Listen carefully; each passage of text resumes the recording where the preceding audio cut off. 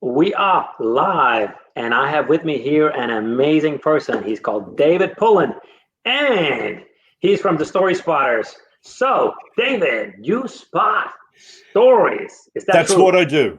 It's what That's I've what you do. always done. And I've only just realized I do it, actually. It's only because of lockdown that I realized I did it, Asgers. It's great to be here, by the way. I've really enjoyed following your stuff on LinkedIn. And, it's such a pleasure to be able to spend this hour with you as well. Thanks, man. I But look forward to it so much. Thank you. Actually, there is an interesting story behind why I'm called the Story Spotters. Me and my wife, it's our business. We work together. And the story, do you want to hear that story? I want to hear it. How do you spot your story? How did you spot your story? Well, exactly. And maybe we can get inspired. Well, the interesting thing is my name, as you can see there, is David Pullan, and my wife's name is Sarah Jane McKechnie. And for 20 years, we were very imaginatively called McKechnie Pullan, which nobody knows what a McKechnie Pullan does. I mean, it just does not say on the tin what a McKechnie Pullan does. My wife had been working with an organization in London on a strategy proposal that they'd been doing, internal strategy presentation. And she went back to the head of strategy for a debrief afterwards. And this person said to her, listen, Sarah Jane, I think I really, really need to work with somebody who understands about story because it's such a buzzword at the moment. You read about it everywhere. And Sarah Jane said that her jaw literally nearly hit the ground because she said, you do realize that every single thing we've done has been about your story. It's about the stories that you tell, the strategy story. And she said, oh, no. It was just before Christmas, and Sarah Jane ran home, and I was just opening a bottle of wine in the kitchen. She said, we got to change our name. We got to do something about this because, nobody really knows what we do just by reading the name. And then in April of last year, we did nothing. COVID happened, Christmas happened, we did nothing. Yeah.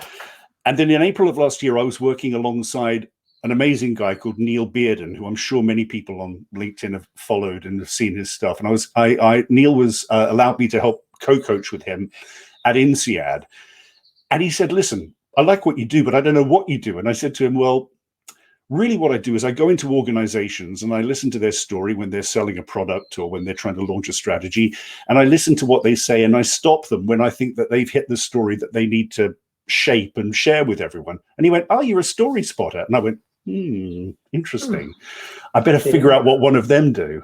And so as a result, so there were 4 elements of story. There's the stories you tell. There's the stories that you trigger through your behaviors, how you show up in the room or on screen now.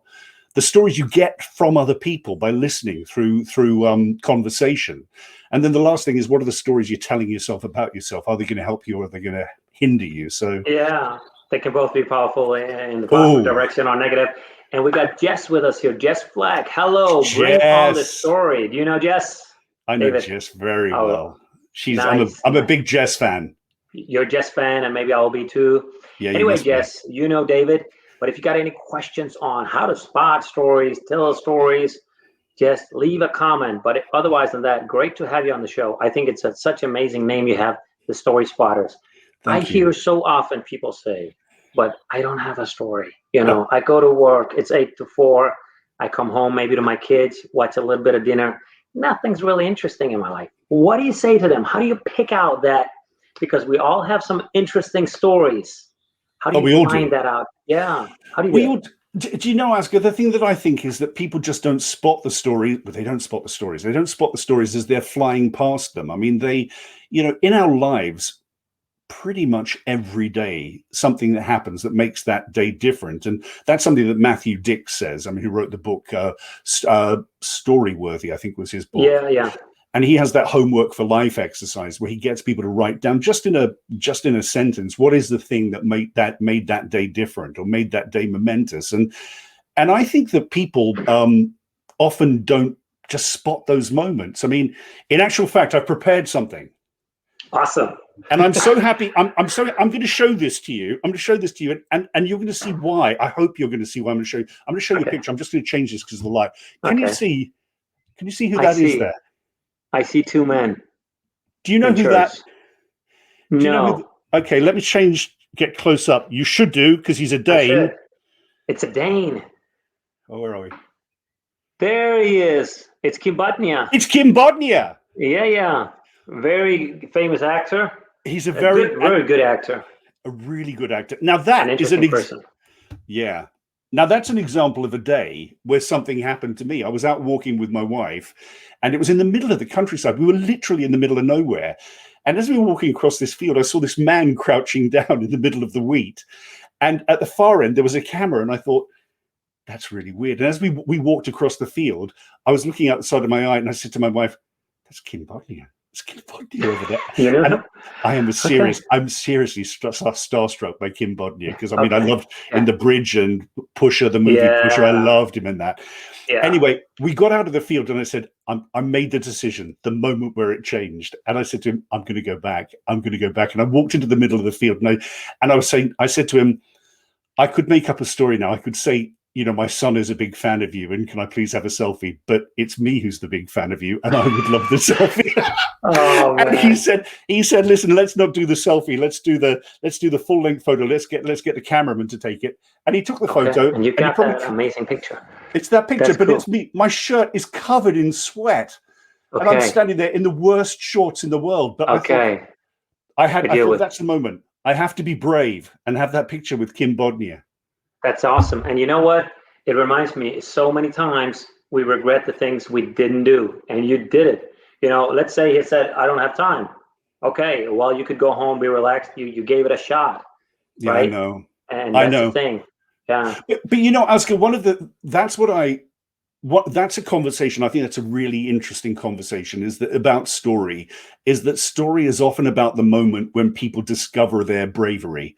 They discover their courage, the moment when they do the things that they don't necessarily think they could do. And I've had many people over the years tell me many stories of sort of putting children's dislocated limbs back in when they didn't think they could, or hanging out of helicopters in South Africa, holding on to. Wow. I've heard amazing stories, and those are very dramatic. They're very dramatic stories. But I remember you telling me your story about the moment with your PhD. An engineer suddenly decided, this isn't the moment. This isn't what I want to do with the rest of my life. Which is, I mean, I don't know if other people have heard that already. Well, yeah, for me, it was, I liked my engineering degree. I liked studying it because I was with friends and so on, and we had a good time. But then I just discovered working with this is not me. It's not me looking into a screen. And I don't have anything against engineers. They're the kindest, nicest people, and they're very smart. They make really this society work and move us forward. They're very intelligent and smart. And I really mean that honestly. I have deep respect for them. But it wasn't really my tribe in a way, because I was more extroverted, where they were more introverted, many of them, and I needed to be around people that wanted to talk and ping pong off each other, where they were more, typically, not everybody, but typically more thinkers. And obviously that has a lot of value, and that creates a lot of benefits in one way, but that wasn't just really my tribe, so I needed to go somewhere else. And one of the things I love is like talking to you, getting inspired. Remember, maybe other people learn better through reading a book or thinking, but for me, it's through conversation, it's through hearing people. Obviously, there are also times for me where I want to go back, just be myself, and get energized by my own energy. But primarily, it's being with people. And working as an engineer, most of the time, you'll be looking into a screen. Yep. Nobody told me that while I was studying. They're like, you're going to be doing this amazing thing, and that amazing thing. And yeah, maybe, but it wasn't really me. So yeah, that took some courage to change. Because as you know, in psychology, if you have invested a lot, I mean, I'd invested, I don't know how many hours to do my PhD, to read the homework, all these assignments. And now you're like, I should change. And then at some point I thought it's worth nothing what I did, which obviously it was, but yeah. So and you actually had a young child on the way. You had a young family or a child on the way, didn't you? So that's the worst time to change career as well, because you want to make some money. And if you're 22, who cares, man? You can work 2 days in the grocery store and build your online business, whatever you want to do, and pay the bills that way. But for me, I needed a fairly solid income to keep things going. So if you're a young person and you aren't pursuing your dream, you should pursue it even more. And if you were like me, I think it was about 33, it's still better to start and say, oh, let me wait a few more years. Just start and do as much as you can. And this has helped me today get clients, every week. Whereas if I just said, okay, let me wait till my kids are 10 or 7 or 8, I could have done that, but then I would have been bored and I wouldn't have learned all the things I'd done. Actually, I've just seen Jess put something around that. Actually, Yeah, let's see what she's got for us. Let me read it. This is a little like hashtag I am remarkable Google training. What makes you remarkable? This is your story. I have to really work at spotting these remarkable stories and try to find something I've done added value to each week. Such a good Jess. point from Jess. Let me hear what you think about this, because I got some comments to her as well. I completely agree. I mean, it's sort of, the interesting thing is I used to do an exercise when I first got into the whole storytelling game. Really, I used to teach a course at the it was an adult course in London for people. It was called Your Voice is the Business, and it was about how you used your voice in business. And it was an okay course, but nobody's going to do voice exercises. What they loved with the storytelling exercises. Yeah. And there was one exercise on the second day where I put them together for an hour. Two people, one person would tell their story to another one, and that's where things like the putting the limb back into a dislocated child's leg, or hanging out of the helicopter, that's where these stories came from. And one person would tell the story. So I would tell you my story and you would tell me your story. And we'd ask as much detail so we could actually really understand it. And then in front of the whole class, I would have to tell that story back to the class. And the number of times, in the first person, as if it had happened to me, and the number of times there were tears where people thought, oh my God, did I really do that? Was that me? And I think that often we dismiss things because it's just what we do. Now, Jess, sparing your blushes, and we can't see them here, Jess Flack is an extraordinary person. I mean, she's changed jobs during COVID. She's doing amazing things with getting young people back into work. She's one of life's great connectors. She's genuinely a great connector, where she can sort of see the link. She says, oh, you should meet that person. She should put people together. And as a result, she's doing exactly what young people need at the moment to get back into a very tough workplace at the moment. So give us a ring, Jess. Very interesting. I'll spot your story. Yeah. No, this is amazing, Jess. I love it. So you have I'm remarkable. What I want to say to this, you are remarkable. Of course you are, because you're doing amazing things.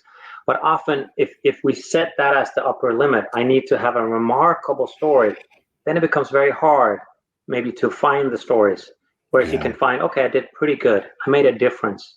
Maybe it was just, you came over. I remember one time I was at work and I see a colleague. She was a little bit stressed. I said, "Are you okay? How are things?" And I could just the tears started rolling down because she was so stressed.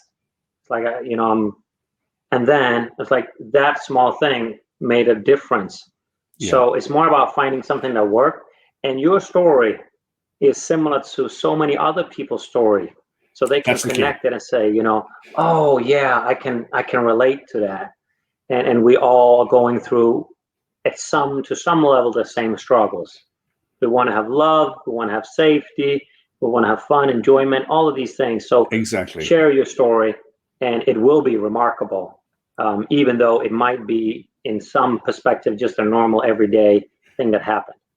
It's interesting you say that, Asger, because the strapline for the Story Spotters is helping people to build powerful connections through the power of story.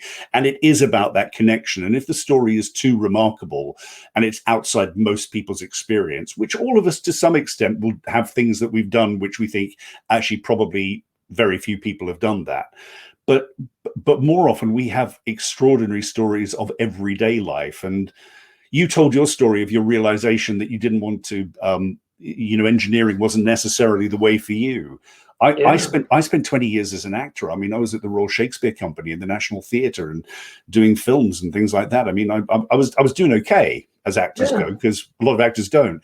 But I do remember there was one moment I was in Macbeth at the Royal Shakespeare Company in London. We transferred down to London.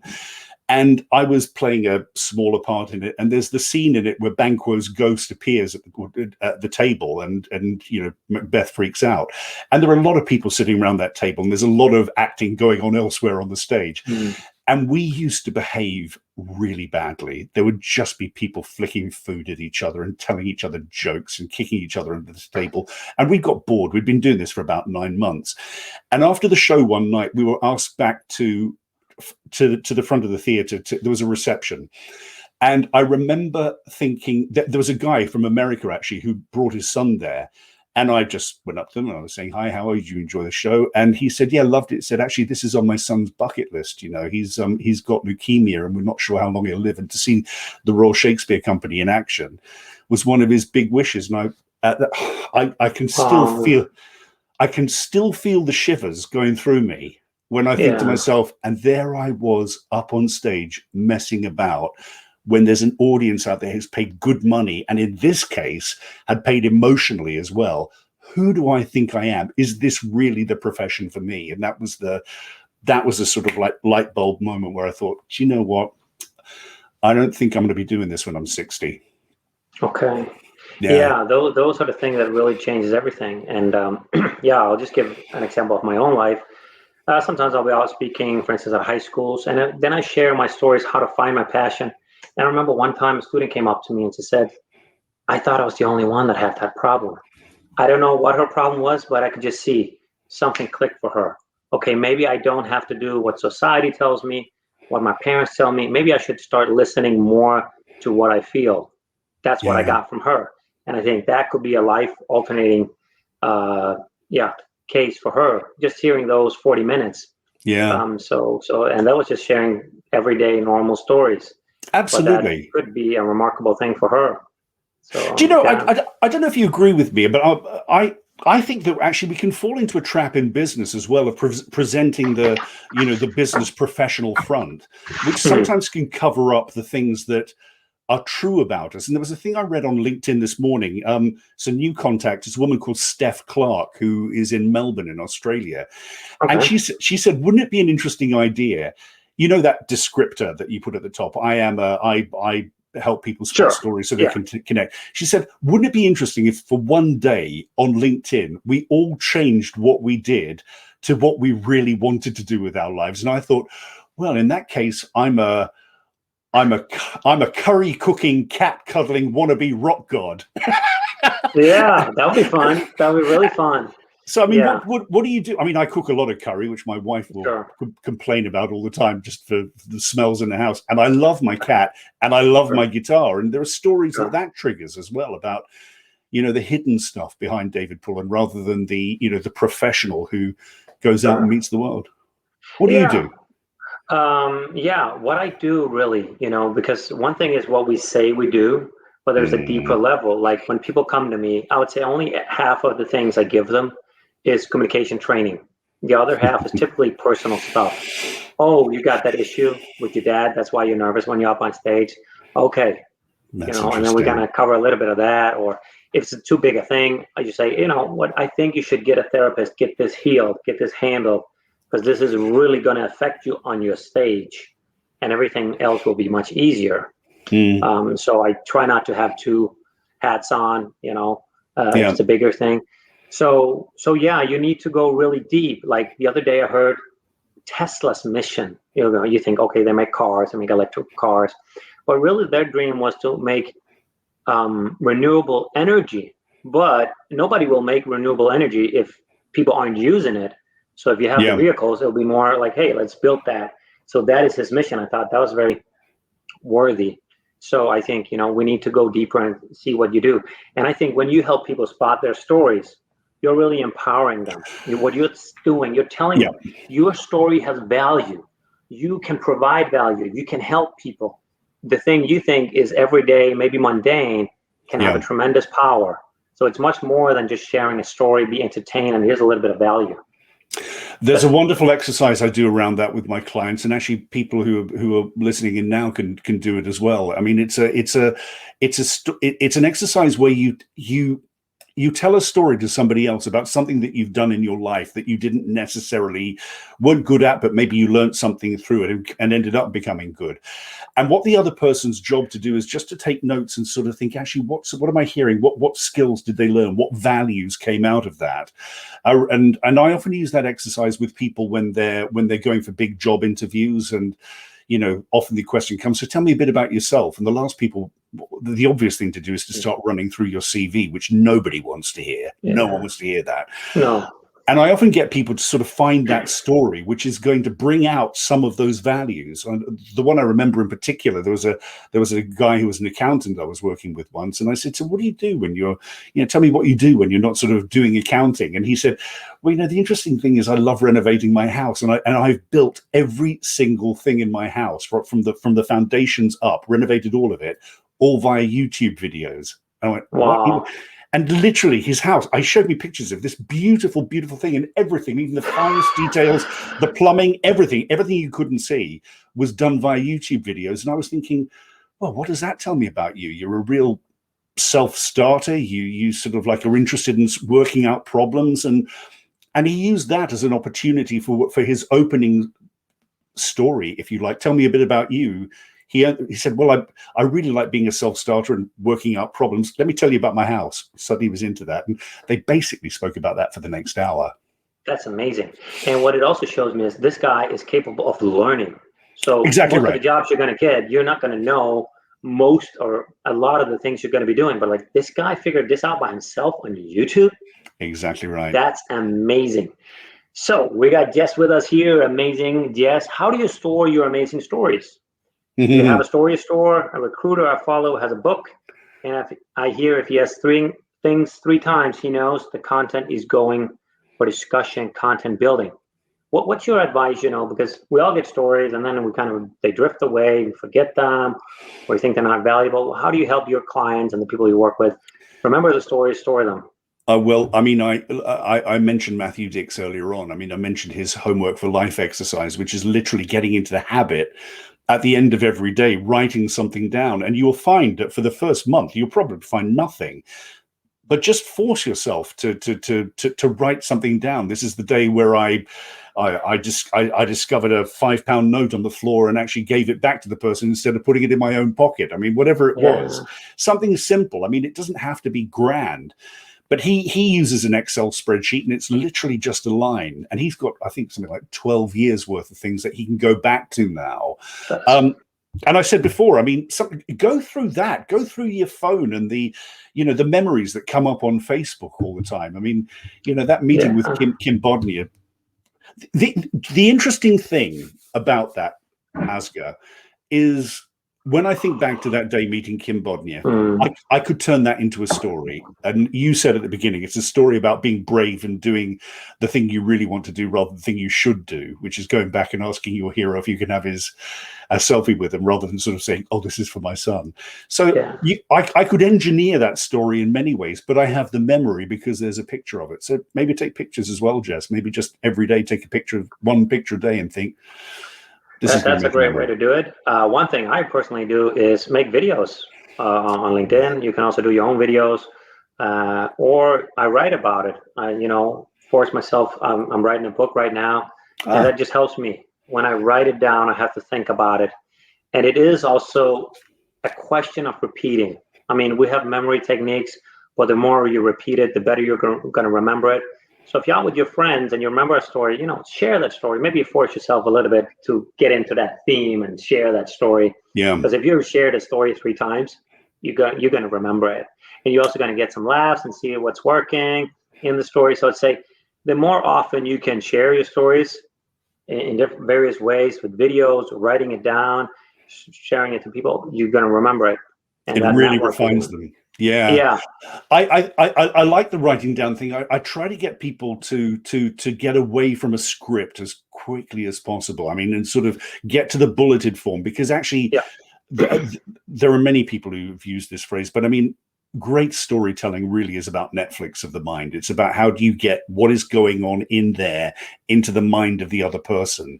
And so by really reliving the moment as you tell it, then you start doing that. You have to see it so vividly here, get that vivid picture going.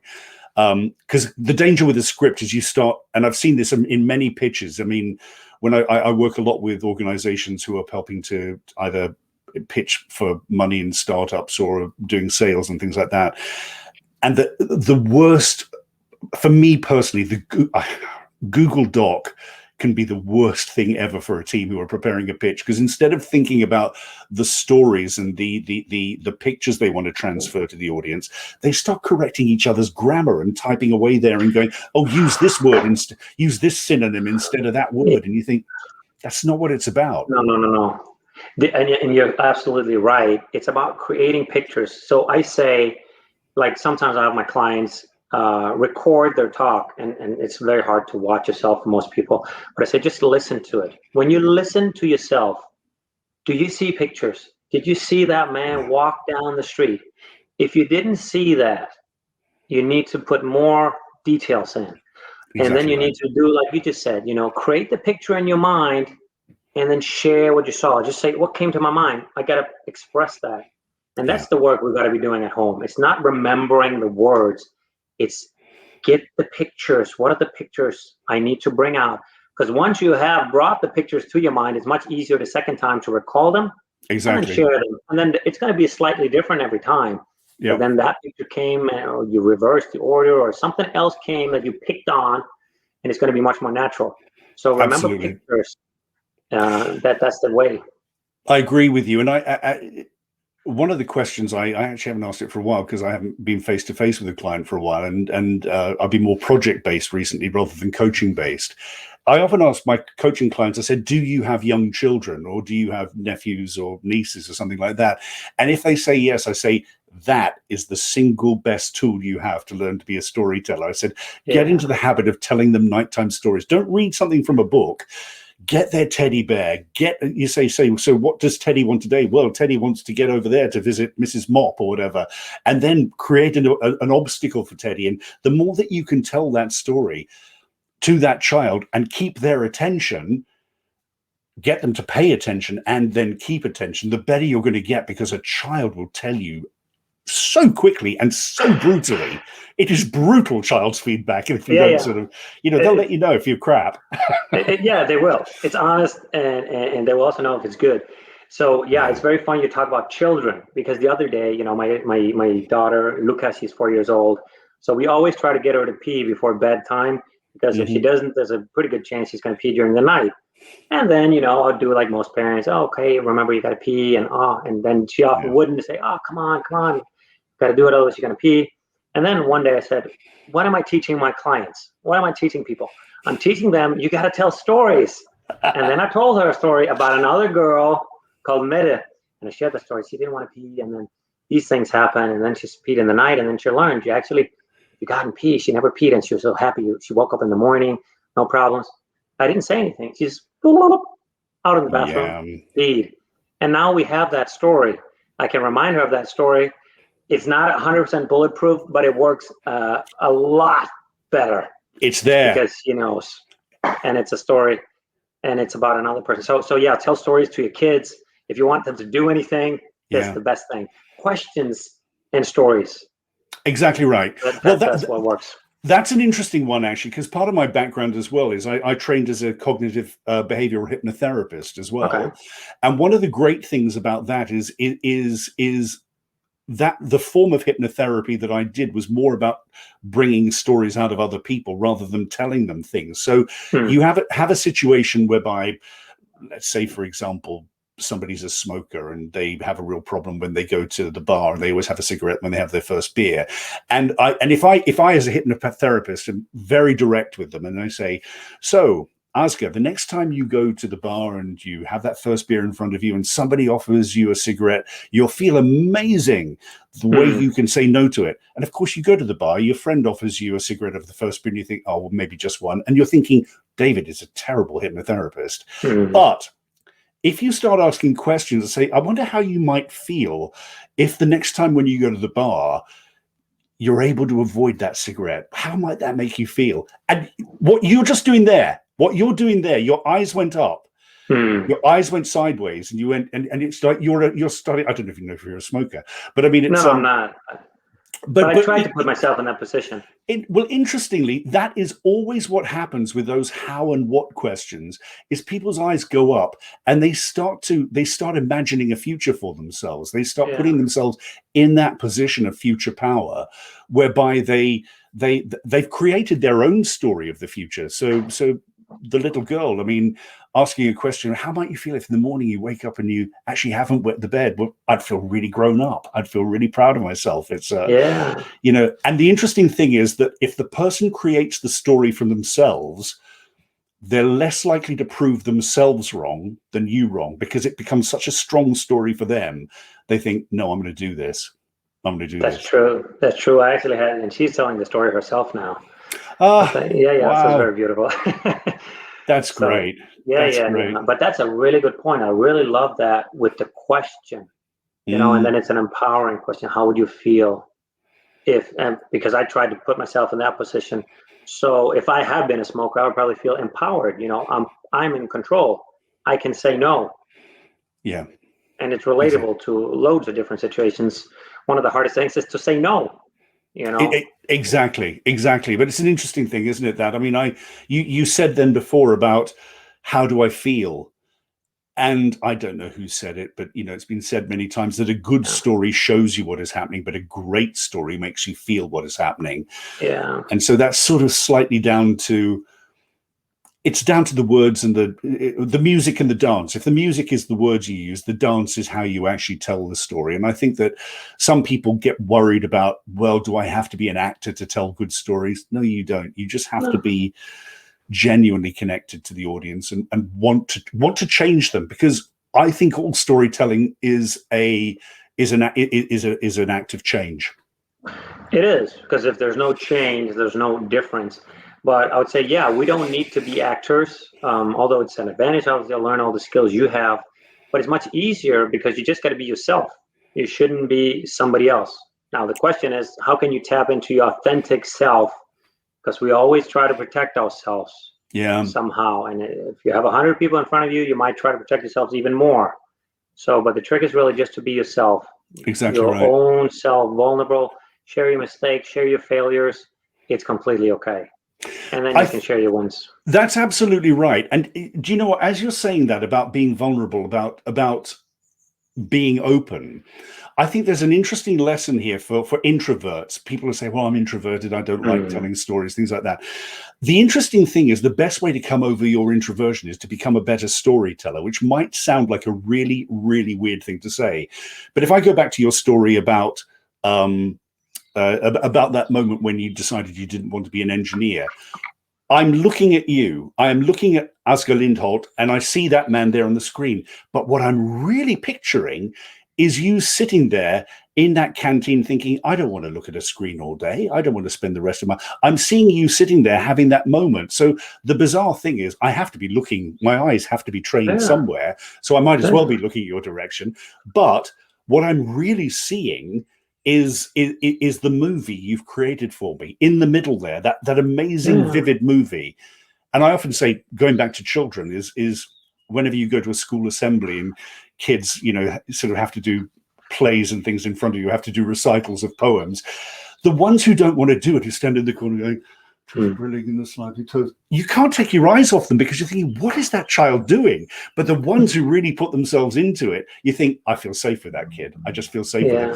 yeah, I'm looking at them, but what I'm really seeing is the story that they're creating for me. So yeah. bizarrely for an introvert, I think becoming a better storyteller is a way of getting you out of the way of yourself, if you know what I mean.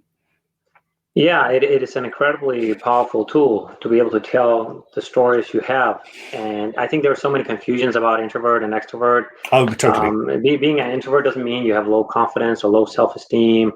It's just For where me, you get your energy from, isn't it? yeah, It's basically, I mean, Ravi, yeah. right? He calls himself an introvert, and I'm like, well, how can you be an introvert? I don't Well, get it.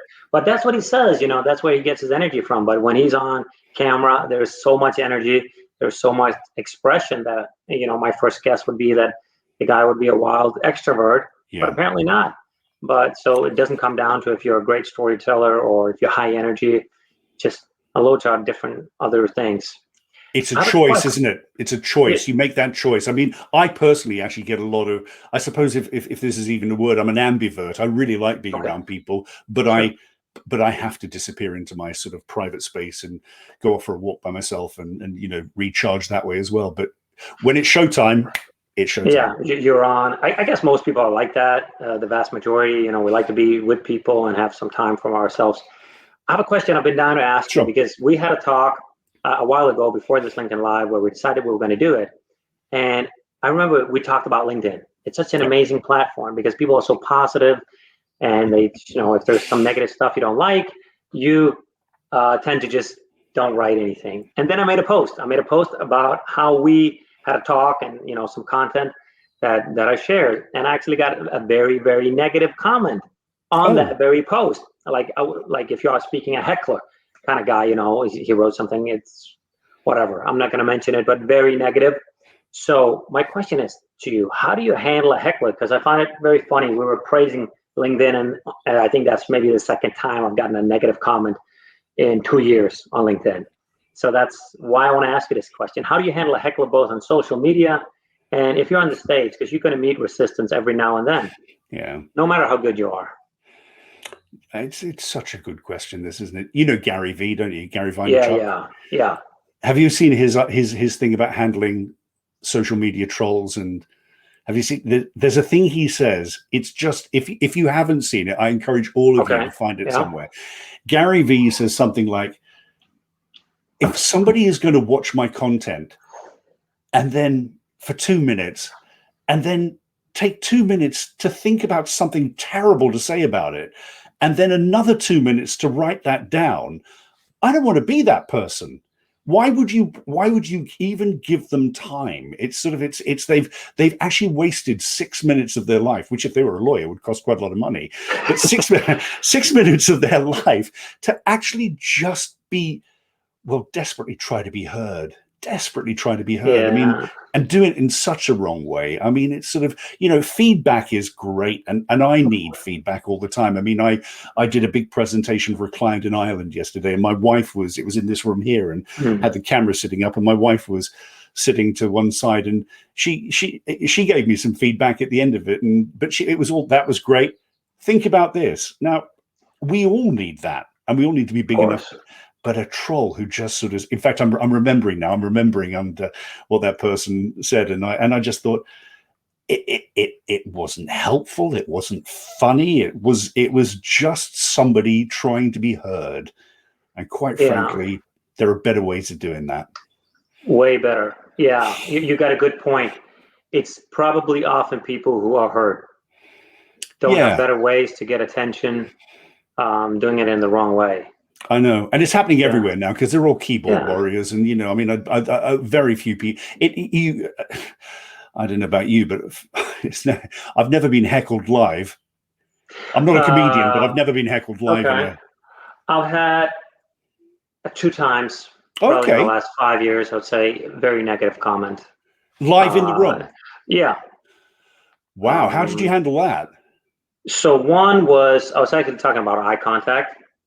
And one of the techniques I use is, you come early and you kind of mingle with people. Yeah. So it was a small room. It was probably 20 people. And I felt like I knew pretty much everyone. And I recorded it. And she came a little bit late.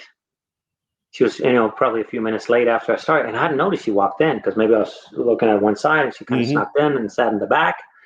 And I thought I connected with everyone. And she's like, you haven't looked at me at all. I was a little bit tough, and she was like very negative to me. So how I handle it is like, you're right. I'm sorry, my mistake. I'm just trying to do my best. And then I continued on.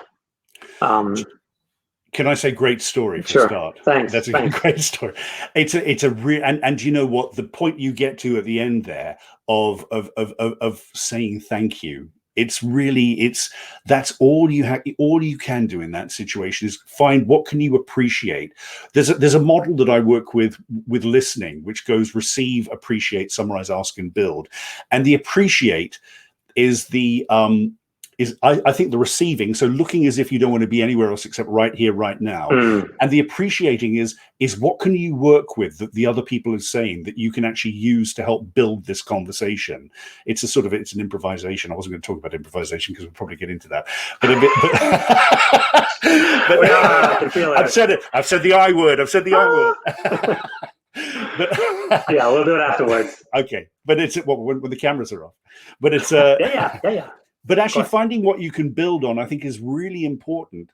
There's a book that I read, which I wish I could remember the name of it. It's written by a Hollywood producer who produces all of Ron Howard's films. So Ron Howard directed Captain Phillips and all sorts of things, and was in Happy Days back in the day. And he wrote a book about, he was going to make it, I think it's called The Eyes Have It, and it's about eye contact. It's about making eye contact. Okay. And he interviewed Oprah Winfrey as part of this book.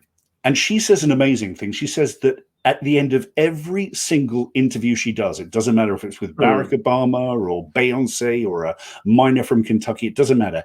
Everyone always asks the same question: was that okay? Wow. And she says it's guaranteed. Everyone says, was that okay? And it's a human need to be acknowledged, to feel that we've been heard.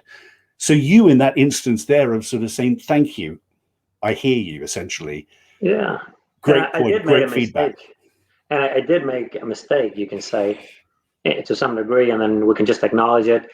And so that's one way I do it. If I see, okay, that's a mistake, I admit it, and then, like you appreciate it and move on, not dwell on it. If I don't agree, say, you know what, I'm just sharing my experience. You have yours, and I honestly mean it. You could be more right. I'm not saying it's wrong. I'm just saying I share what I've read, what I've seen, what I've studied. Exactly. And if it sparks some interest, you can use it. If you think you're better off, don't do it. And I mean it with all respect, and then just move on. I agree with you. I agree with you. I often start my courses, if I'm doing big courses, I say, beware false gurus, beware people who come in who sort of stand in front of you and say, this is the way to do it, because everyone will have their own authentic way of doing it. And I still learn every day. I learn something. Oh yeah. Me too. And I've changed my training. Some of the things I was teaching people earlier, said, don't do that. It is wrong. Oh, I agree. This is better. I agree. And then I'm going to continue to learn. I know. We got to be also a little bit, I know this, I'm sharing my truth, but I'm open to learning a new truth. Exactly. So, yeah. We're facilitating that learning from other people in many ways. And it's definitely, they will have things that they will teach us as well. And there are things that people have said to me that I've incorporated into courses that I've done and thought, actually, and I've said to them, that's brilliant. I'm stealing that one immediately. Yeah. Well, we should, So yeah, awesome. It's awesome. It's so good to have you on the show. It's really David, Story Spotter, man. We could continue for hours, but we're not going to. We are going to, but you said the I word. The I word is, and I'm improvisation. Improvised theater. Improvisation. So how do we do it, David? Should you start with a story from me, or I go for you? What do you feel? Do you know what? I want us to do a little. Shall I say why I want to do this? Why okay. I think this is an interesting thing. I'll explain the exercise in a minute, because I think it's going to be an interesting one for us to do. But Asger and I were talking before we went live today, and I think that one of the problems that people have with getting a speech together or getting a presentation together is they try to get perfect too early. They try to get to the perfect end. And I've come to the point whereby I think that you should actually treat a presentation or a pitch or a speech or whatever almost like a startup. So you need to start with a prototype, and then you need the minimum viable product, and then the minimum lovable product, and then you can go live with it. I mean, actually just work through those stages. Don't give yourself a hard time. And in the early stages of getting to the prototype, it's about brainstorming and almost saying anything. Just get that first draft out there, out of your mouth, and think, what are the usable things? And improv is a great way of doing that. Yeah. It's really about connecting with the present in that moment, going with your gut feeling. And you need that on stage too. Sometimes if you got a question, what's happening, or you got to feel the room, something changes. So a great exercise for confidence as well, I think. Exactly. So what I'm going to do is it is a great exercise for confidence, and it's a great exercise for focusing out of yourself and just dealing with what's in the room, as you said. So what I'm going to do is I've got a few objects. I think you've got some objects around you. Yeah, I brought a little bit of stuff here. I'm going to put it down here so you can see it. And what I'm going to do is we're going to actually do something which I think all of us would like to do at the moment, which is go on holiday. We're going to remember a holiday you and I, Asger, had together. We're going to create a memory of somewhere where we went together. Where should we go? Should there be a time? Name a country. Let's say South Africa. Bizarrely enough, South Africa. Let's go to Cape Town in South Africa. Cape Town, yeah. Cape Town. I've never been there, so there's going to be some imagination. But I have read. But I really want to go to South Africa. So let's imagine that we're getting a memory together. And what I'm going to do is I'll start the. I will start it. Asger, do you remember that time when we went to Cape Town in South Africa? And then what I'll do is I will hold up an object, and it might be a pen like that, sure. And you can say, "Oh yeah, you remember that time?" And all I want you to do is either go your thumb up or your thumb down, which means it's either going to be it was a good thing, or the pen was either, "Oh, do you remember when we met that pen? We found that pen and it was actually full of poison," or that pen and we were able to sort of sign that check, which meant we were able to stay there for an extra 2 weeks. Okay, let's just do that. I will start it. I'll hold up an object and we'll see where we go, and then you carry it on, and you hold up an object. We'll stay in South Africa. So if I hold up an object, you'll be using that object. I'll be using that object. And I go up or down with the thumb when I show the object? You do that. I'll decide whether it's good or bad, but let's see if we can mix it about. So it's either a good thing or a bad thing. Asger, okay. Do you remember just before lockdown, we had that holiday together? I'm never going to forget it. And we went to Cape Town. And do you remember that holiday? I remember it so vividly. I remember sitting out there in the airport, and my mind was wandering off, and there's this amazing musician. And I was looking forward to the music they have in South Africa, the drums and the beating. So I was just super excited about how I was going to go there. And it's like even before we got on the plane, it was like we were almost there already. And then this is soap. Oh, Asger, I remember that so well. I remember we were standing in there, but unfortunately, do you remember? I can't remember. You had your rucksack on, and you were standing there watching that musician. And out of the bottom, and I said to Asger, I turned to you and I said, Asger, I know you like South African music, but man, you're wetting yourself. You've actually wet yourself. You're so excited. Do you remember that? And actually, what had happened is your soap had got undone in your rucksack. And it had actually come out on the bottom, and you were standing there in the middle of the airport in Cape Town. And just around, we thought, this is our first day. I have no idea what we're going to do. I mean, yeah, and it was just terrible, man. Wetted myself. My rucksack was full of soap. It was so embarrassing. And like I thought nothing could get worse. But then all of a sudden, these amazing South Africans came out, and they had this bird, and she thought, do you want to have some bird? And I'd never tried it, so I thought, okay, let me try it and see what happens. And it was such a delicious meal. Do you remember that meal, David, that we just got out there to kind of bring up my mood? And that happened years ago. That meal. We stayed there for hours, didn't we? We stayed there for hours. And everything was going really, really well until the very, very last minute. And I said to you, Asger, we got to get going. We haven't even checked into our hotel. And you said, man, come on, it's our first night here. Let's have a coffee. And it was, I shouldn't have listened to you. It was the strongest coffee I'd ever had in my life. And I remember marching to the hotel. It was just so quick. And I thought, I'm not going to sleep. I'm jet lagged, but my brain is going one way or the other. And I have literally no idea what to do. Cook's matches. And as we thought things couldn't get any worse, we're about to make our dinner, and you were lighting up the stove right there in the apartment. And all of a sudden, I see this big fire coming on because apparently there was a leak somewhere in the gas pipe. God. And everything was about to go on fire. And so I remember what you did. That was so crazy what you did, David. Really amazing. This thing here. For the phone. Yeah. So we're about to Asger, but do you remember how that turned out? I remember you reached into your rucksack and you got out that little. It was amazing. I don't know how you think of these things. You got out of your rucksack. It was like a little a holder for the iPhone, and you said, David, every moment is an opportunity. Let's turn this into some content for LinkedIn. And I said, are you crazy? I'm not going to sleep all night. I'm about to die with these flames coming to me. And all you could think of, I mean, you're never off, man. You're always thinking about content for LinkedIn. And we did that. And do you know what? That video went better than any single video that either of us have ever done. People should look back through LinkedIn just for that one. Yeah. I want to be buried on LinkedIn. We might be off to that story. Yeah. Asger, that was amazing. Yeah, it's fun stuff, man. Do you know the interesting thing? I tell you, there are a couple of things there. Is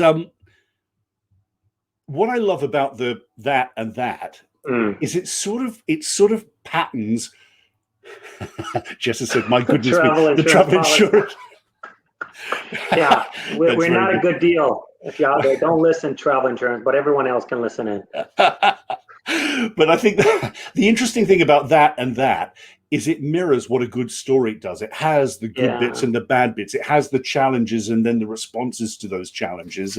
And to do that exercise, I sometimes do that as an exercise called Fortunately, Unfortunately. So as you pass the story around, everyone has to start with, if I started with, but fortunately there was a box of matches, and you went, but unfortunately there was a small bird that got in the way of the matches. That it mirrors the pattern of what a good story does, which is just not a series of events, but a series of challenges that are either overcome. And the other thing I love about that exercise is neither of us were trying to beat the other person. It's one of the cardinal rules of improvisation is how can you make the other fella look good? You are there. If you go into a scene thinking it's all about you or it's all about me and I don't care what Asger does, it'll die flat like that. You've got to think about how can you make the other person look good. And in a communications framework, I think that is staggeringly important, because as storytellers in our communications, we are servant leaders. That sounds like a big thing to say, but I think we tell our stories in service in order to make others feel or understand their life in a better way. That's why we're doing it. It's not about you. It's about the story that you hand over. That's so true. And I think a lot of people make the mistake. Sometimes if there's a team presentation, then, I've done my part, and they kind of tune out. No, you want to be present. You want to be attentive to the room, or if there's a question or the speaker, you pay that attention, even though, I know you've done your part, but you're still part of that presentation. Sometimes people make that mistake because they're just so focused on themselves. Exactly. And that's one thing. And the other thing is sometimes as people start speaking, they talk too much about themselves. I have my degree here, I have my 20 years of this and this. And typically it's not very relevant. I'm okay with a phrase or two. I come from here, I've worked 20 years in blah, blah, blah. And then you kind of quickly move into the relevant stuff. And most of the time they will know you a little bit beforehand anyway. I agree. So it is really about helping each other, build each other up. And that's one of the things I love about LinkedIn. We try to give each other good opportunities, lift each other up. I agree with you. I love that about this. Yeah. It's really I think that's more important now than ever, actually. We're speaking because we saw each other's content, and people like Ravi and so many people out there that I'm connected with during this time of COVID, because you used the word very early on in this live of the tribe. This is not my tribe in engineering. And I think that there's a forming tribe of storytellers who I think can do good for the world. Yeah. And I'm very much of the idea, if you get success, it means I'm probably going to get more success, because people heard, David, great storyteller, did a great workshop, and then next year or 3 months later they maybe hire another one. You can come back next year, but they're not going to hire you for every single public speaking workshop they have. So it's the better this community does, the more it will help each other, and of course also ourselves. But if we bring the others down, we're not helping ourselves either. It's not exactly right. It's not more people trying to get bits of the same pie. It's more people making the pie bigger. Yeah, that's I a think good phrase. that's the way we do it. I think it's interesting. Do you know, there was something else I was going to say about the improvisation is about oh, I know what it was. It's like, I mean, that worked very well, that one. It was great, and we worked really well together. In fact, we'll have to do a show one day, Asger. We'll do one. We'll do a LinkedIn Live show. Just on improv. But Yeah. but the interesting thing is, it doesn't matter if it goes wrong. If it goes wrong, sometimes that can be great. And I've got an example of that. Even in there was my wife was actually coaching a team many years ago on a big pitch. It was worth a lot of money. And it was in the early days of mobile phones, or when mobile phones got smaller rather than those big bricks. They walked in, and the person who was leading the pitch sat down in front of the selection committee, sat on the chair. The chair broke. He was flat on the floor, and then his mobile phone rang. And he answered. He said, "I'm sorry, I'm in the middle of a pitch." The selection committee was laughing so much that they said, "Do you want to go out and start again?" And but they couldn't stop laughing, and it was such a human thing that by the end they sort of won it there and then, because it was they were seen as human beings. So actually, accidents can be a gift sometimes. Use what goes wrong. Definitely. I mean, if you do make a mistake, admit it, and people can laugh. You know, those are sometimes the best moments. If something funny happens, you make a mistake, you trip over something. That these are the moments we remember. You know, I remember, because I used to be a PhD student. I remember one talk one guy gave, and he was talking about windmills. He was a small Chinese, and then he had a picture of him, and he said, "This is not really me. This is a taller Chinese, but still windmills are very big." Yeah. And we all just laughed, and so yeah, get into that moment, and if you do make a mistake, no problem. It's actually better. You can incorporate them sometimes if you do want. Sometimes I've just got that, by the way. Say, "Oh, we've come to the part of the show I've forgotten, so let me check my notes." Oh, and I can do it on purpose. I can also do it if I really have forgotten and I do want to check my notes.